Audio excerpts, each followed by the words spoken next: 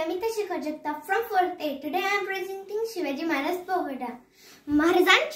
शिवाजी महाराजांची कीर्ती बेभाम होती.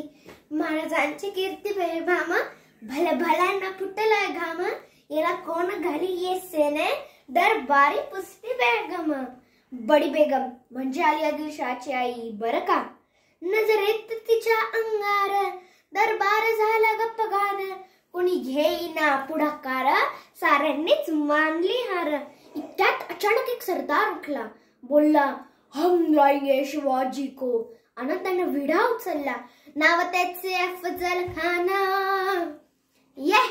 नाव त्याचे अफजल खान. जित जात जणू सैतान. खान बोलला छाती ठोकून, शिवबाला टाकत चिरडून.